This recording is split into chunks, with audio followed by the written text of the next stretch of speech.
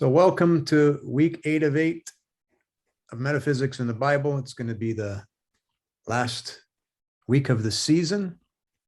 And of course, we will see you again in September. That's a nice song, isn't it? Anyway, today's topic is whose world is this anyway? And we went around the room and do you hold the key to your world? Do you hold the key to your own world? Great responses. I wish we could have recorded them. Carlos very eloquently, better than I could, wrap that up in a nice package, but everybody's message was basically the same. Thank you, Carlos. And then I'm going to ask you to chime in about what just happened in your room there when we get to a certain part. And there's going to be a lot of synchronicities. Again, for those that are interested, there's on July the 26th, a little hangout Zoom from the Spirit Group. If you want to come, share stories, share synchronicities, just bring some music. And we just play random songs that people pick. It can be rock and roll, it can be whatever you want. And we just hang out, bring your own booze to a Zoom meeting. I use non-alcoholic, but that's fine. What's happening in the sky? Something that's important that's happening today as we started this meeting. The sun is about to transit Ceres. The sun is you. The sun is aligning with Ceres of harvest and making you a good harvest, a good crop to pick. In other words, good spiritual. How are you doing with your spirituality? As you know, she's in the weighing of the heart ceremony. Why is this important? A lot of people in their charts, Ceres, especially with alignment with Saturn, they're really going to feel it. They're really going to be tested. We cover this in the astrology meeting. So Ceres and the sun, which is happening between today and tomorrow, can bring some quite interesting energies. So you can really feel these energies. Some people will feel the energies of anxiety and depression. That's what Ceres brings. So it's like kind of like a hot seat. But on the reverse side, if you're spiritually really good, then what Ceres does is helps you help others. And you'll notice that other people are coming into your lives asking for clarity, asking for direction, asking for guidance. You're now playing the part of Ceres as well as the other luminaries, but you're helping people become good crop, good picks. So that's what's happening in the sky. It's important that we end the last season with the weighing of the heart. Is the weighing of the heart ceremony in the Bible? Yeah, it's in the Bible. So we're going to show you all in different places the weighing of the heart ceremony has presented itself, how it's manifest. In the book of Revelation, of course, here we are in Revelation right now, and we're remembering about final judgment. So the weighing of the heart is final judgment. In 1220, a book was opened, the book of life, and the dead were judged according to their works, as recorded in the books. And all were judged according to what they had done. It's judgment season. It's in the Bible.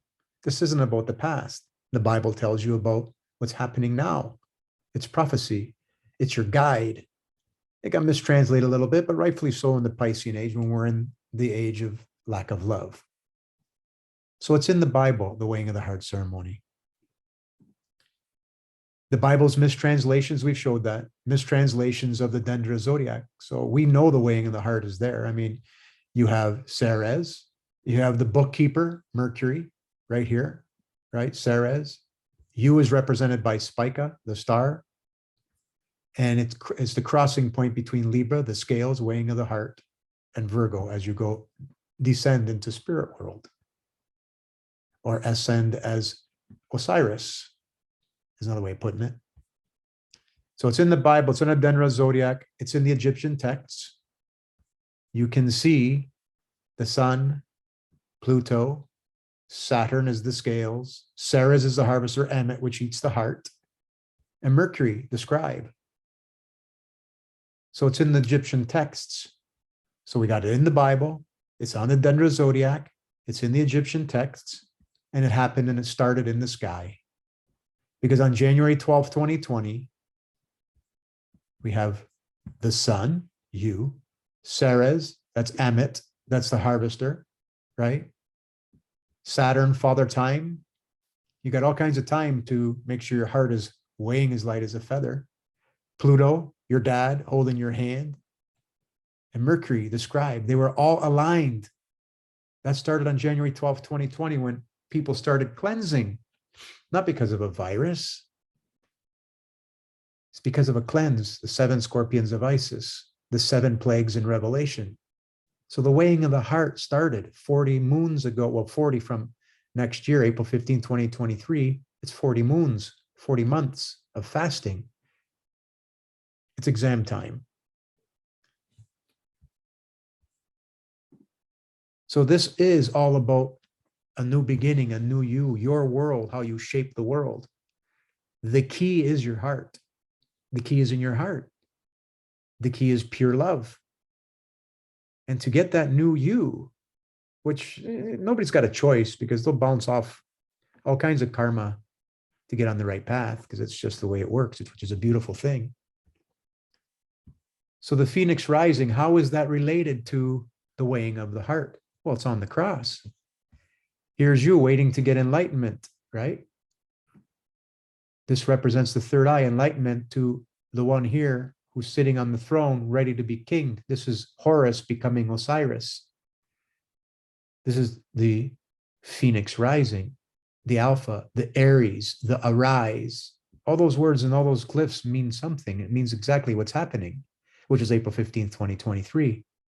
And that's right across where Libra and Virgo are. So these two are totally related. You get to have that new you get to have that revelation, you get to have all of it if you just use the key to your heart, which is love. Make sure everything you do is done with love. Your heart light as a feather, or lighter. So we know, again, I'm recapping Revelation 12:1, there is a Phoenix rising, which happens on this line right here, right?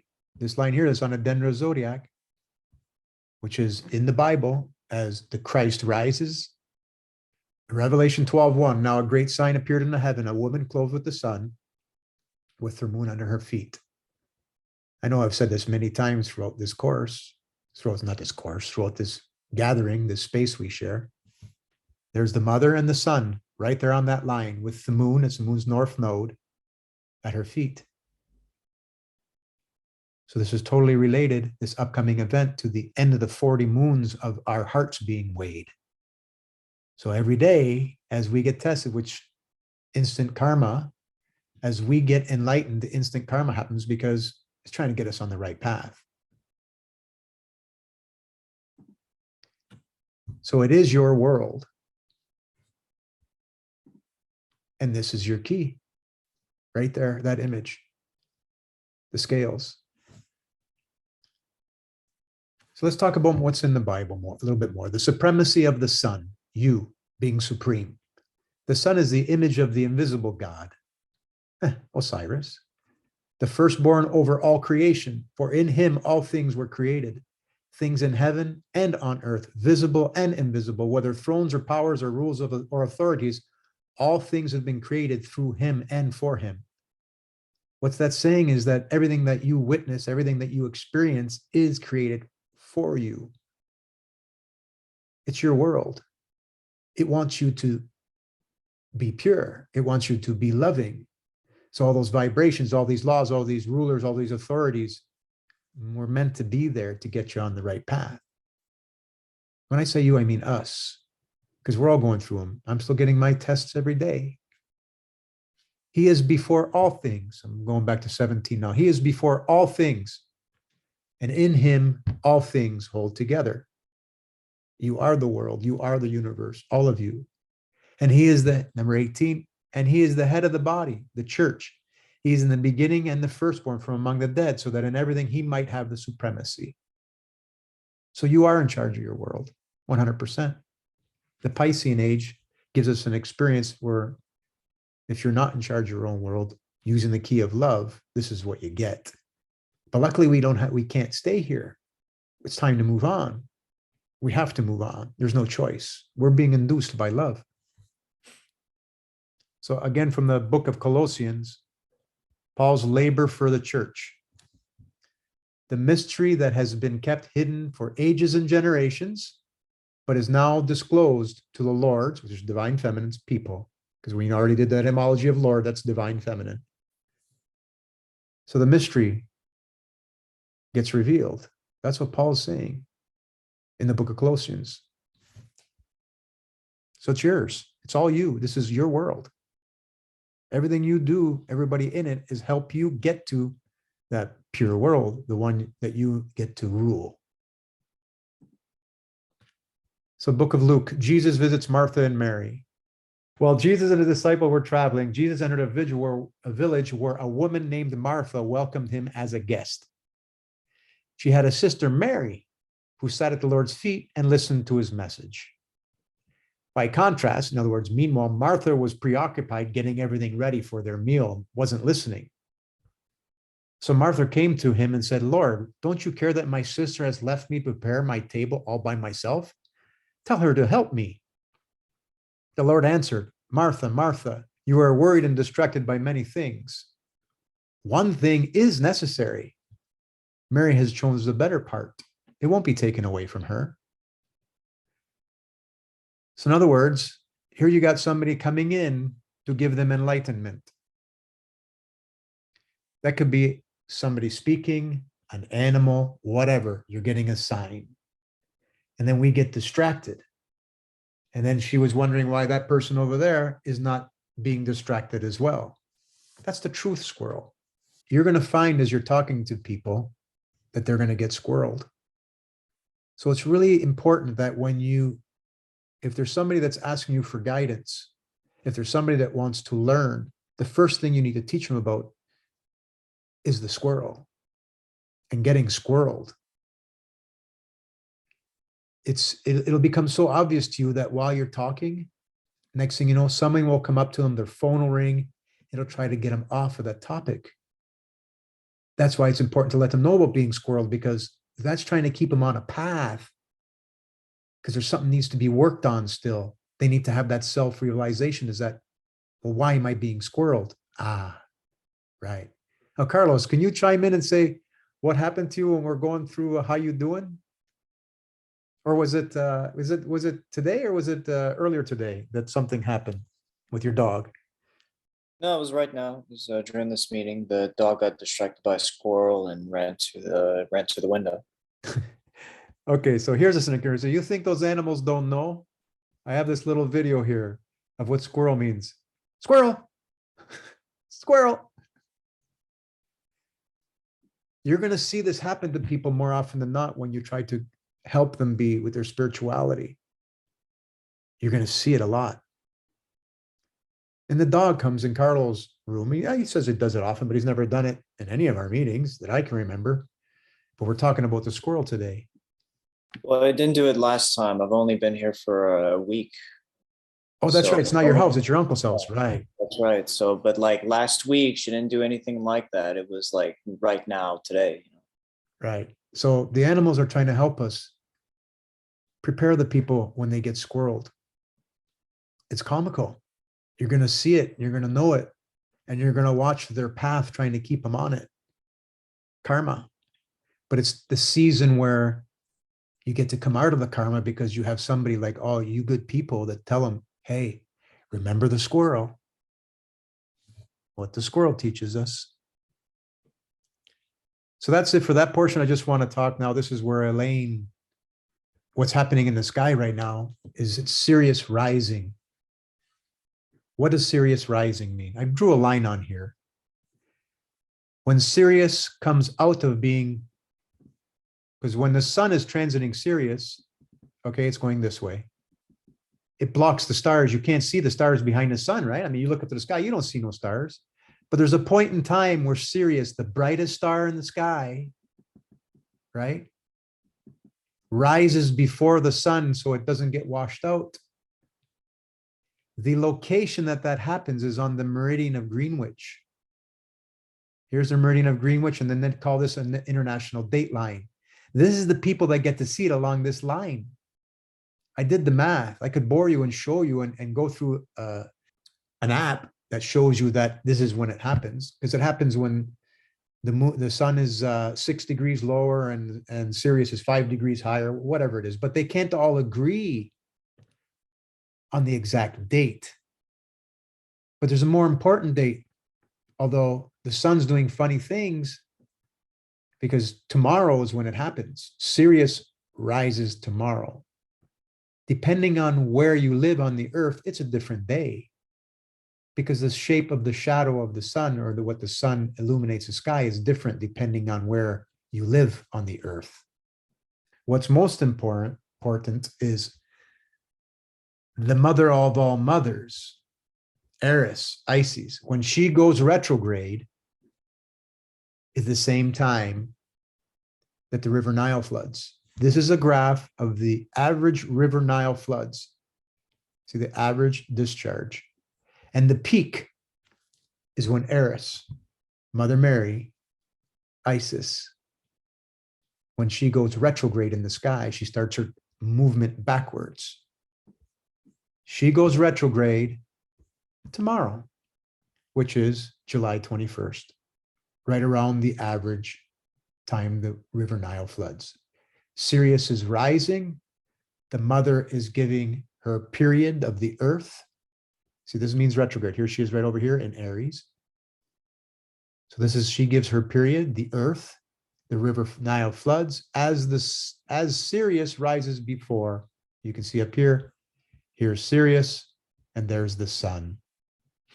And if you bring that over to here for New Zealand, they will see it rising in the east, the sun. Right along the meridian of Greenwich. And then you can do a lot of puns, Mary and Dian, Mary and Dias. Dias means day. The day means the sun. That's Mary and the sun, meridian. So whoever marked this line of where the 0 starts is not because they just picked an arbitrary point.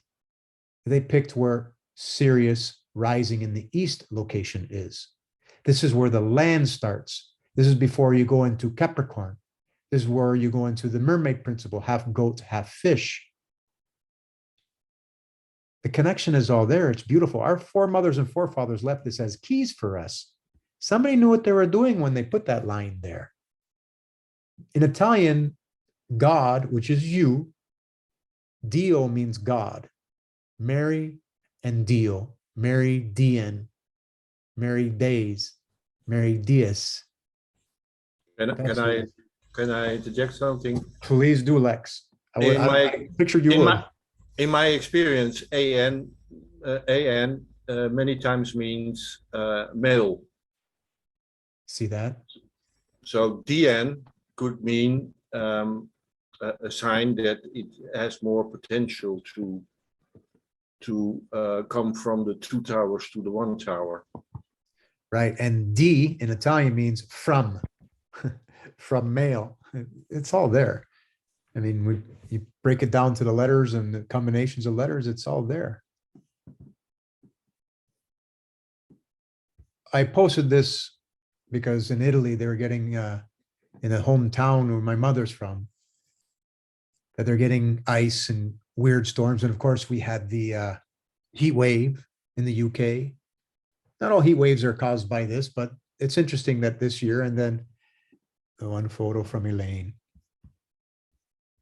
Look at that beautiful picture. Yeah, that's wild. Look at that, eh? That is so awesome. Look, it looks like Saturn, like you said. That's so beautiful. And it was obviously, Elaine, those lines were there without the camera, so somebody can't say it's the camera because that's what you witnessed. That's why you took a picture, correct? Yeah, it was, the picture doesn't do it justice. It was, the lines were really, really, really obvious. As I said, the photo, I mean, I'm just using the camera on my phone. It's not a very good one. And you can see the lines coming through it.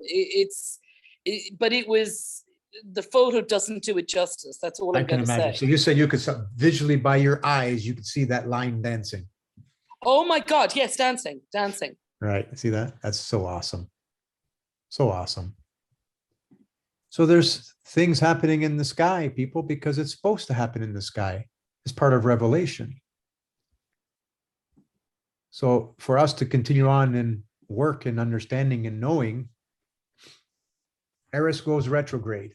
When she goes retrograde, is like us going back to study for the next exam. While she's going direct, we're communicating, we're showing. So now going inward more and say, what else can I do to pass the exam of the Phoenix Rising? So she's going retrograde on tomorrow. She crosses the cusp going back into Pisces on November the 17th, right? And then this is one of the last times where there's going to be only 110 days before she comes back into our head, which is going to be March the 7th.